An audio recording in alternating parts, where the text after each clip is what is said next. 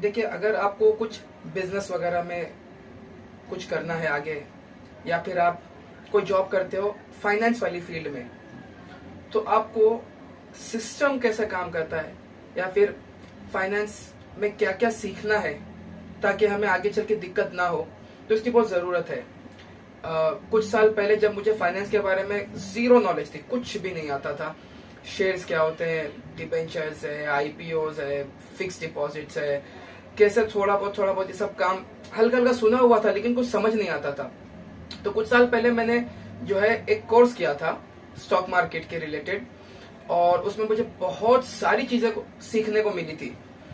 तो मैं अभी थोड़ा गो थ्रू कर रहा था, तो मुझे लगा कि जो चीजें मैंने नोट्स बना कर रखी थी, क्यों ना मैं आपके साथ उसको शेयर करूं। अब मैंने उसमें जो कोर्स में किया था, तो बेसिक्स ऑफ स्टॉक मार्केट से स्टार्ट करते हैं।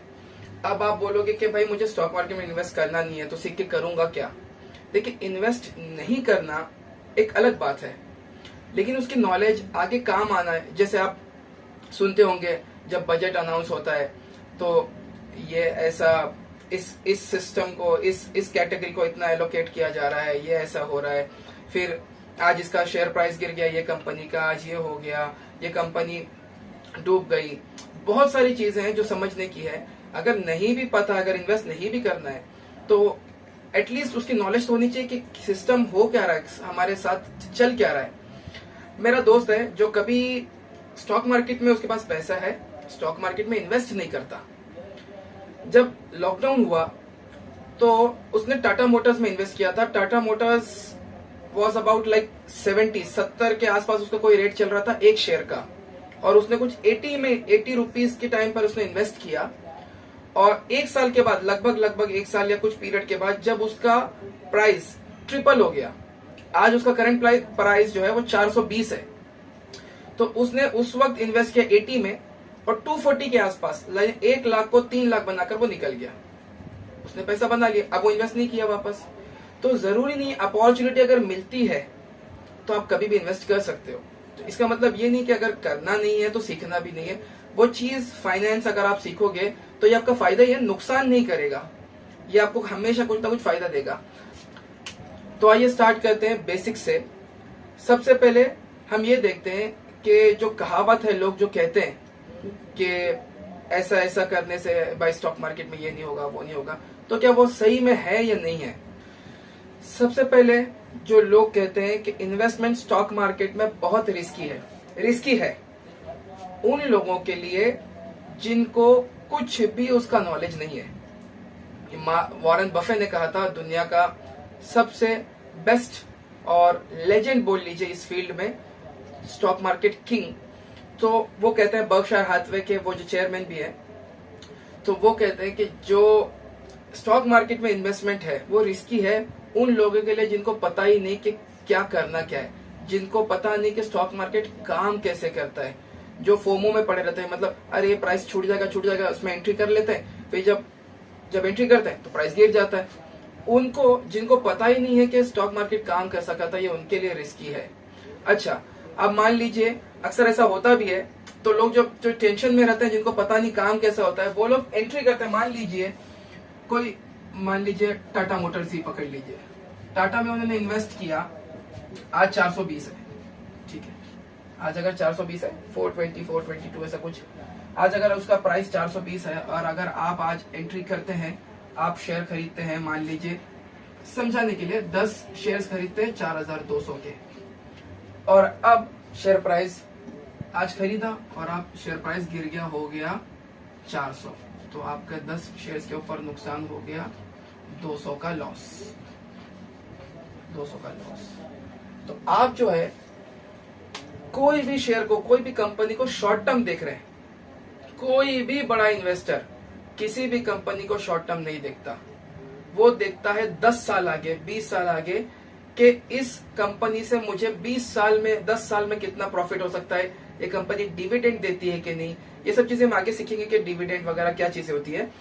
तो हम अब देखिए कि अगर आज मैंने इन्वेस्ट किया और अगले दिन, 2 दिन, 5 दिन, 10 दिन बाद इसका रेट गिर गया और हो गया 200, शॉर्ट टर्म, इसको कहते हैं हम शॉर्ट टर्म इन्वेस्टमेंट,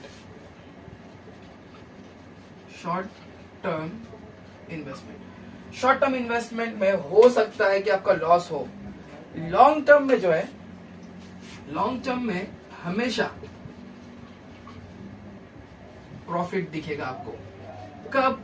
लेकिन जब आप इन्वेस्ट करने से पहले उस कंपनी के बारे में रिसर्च करते हैं। इसीलिए मैंने कहा कि ये उसके लिए नुकसान है जिसको कुछ भी नहीं पता कि रिसर्च कैसे करना है, इन्वेस्ट कैसे करना है।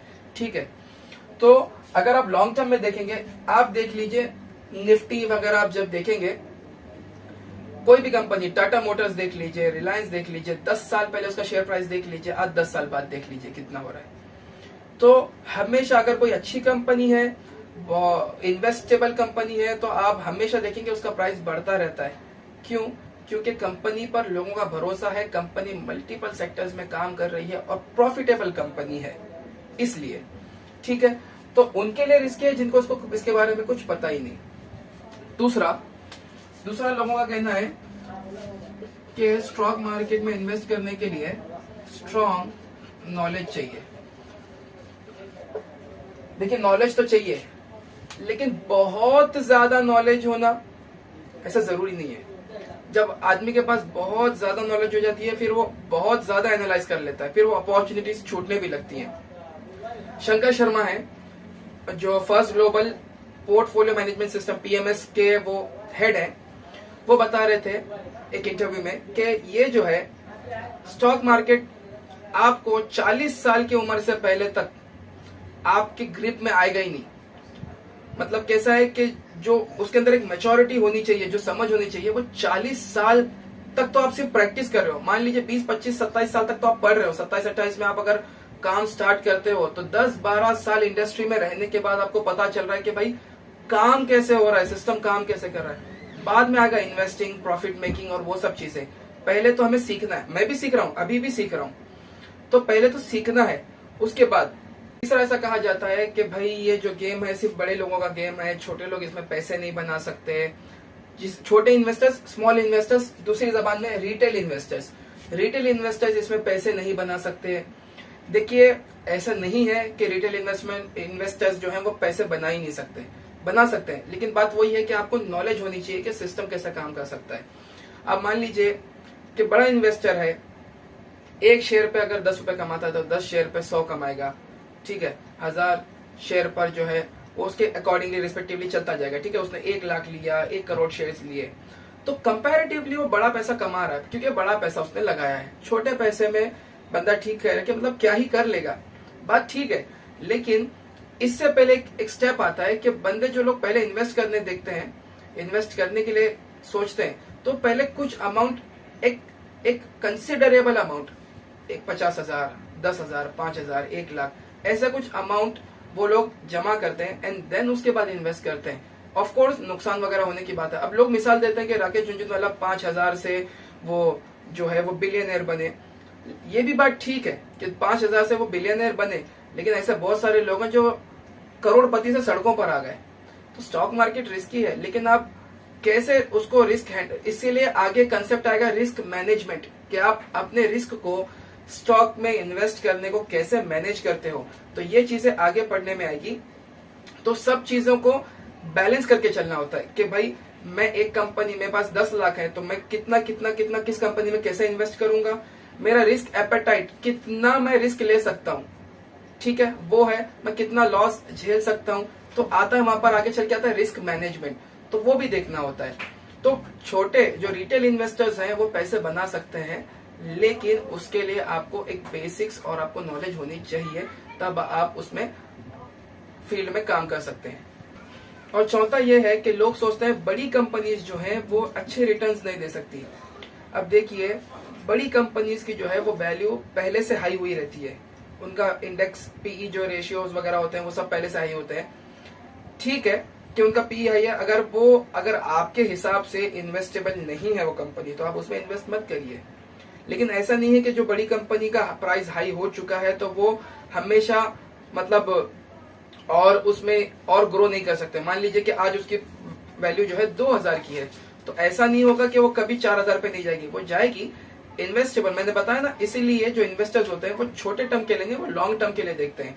रिटेल इन्वेस्टर्स की दिक्कत ये है कि वो सोचते हैं कि आज इन्वेस्ट करूं और अगले महीने पैसे आ जाए, तो ऐसा नहीं होता। वो लोग कभी कभार ऐसा होता है कि बड़े इंस्टीट्यूशनल इन्वेस्टर्स जो होते हैं या बड़े बड़े जो फंड्स मैनेजर्स होते हैं, वो लोग एक आध साल के लिए नहीं, वो बहुत ज्यादा लंबे टाइम के लिए देखते हैं। तो इवेंचुअली क्या होता है कि जो 10 साल का पीरियड होगा, अब उसमें जो शेयर 2000 का था वो 4000 का हो गया। तो यहाँ पर जो है उनको प्रॉफिट हुआ, लेकिन एक कंसिडरेबल टाइम के बाद। तो ऐसा नहीं है कि बड़ी कंपनी रिटर्न नहीं देंगी, सिर्फ छोटी ही देंगी। ऐसा भी नहीं है कि छोटी ही देंगी बड़ी नहीं देंगी, ऐसा नहीं है। आपके रिसर्च के ऊपर है और आप कंपनी को किस एंगल से देखते हो वैसे है, ठीक है। तो आज के लिए ये मिथ, मतलब जो लोगों की कहावत है, इसको दूर करना जरूरी था। इसके आगे हम देखेंगे कि बेसिक्स में क्या क्या चीजें सीखनी है।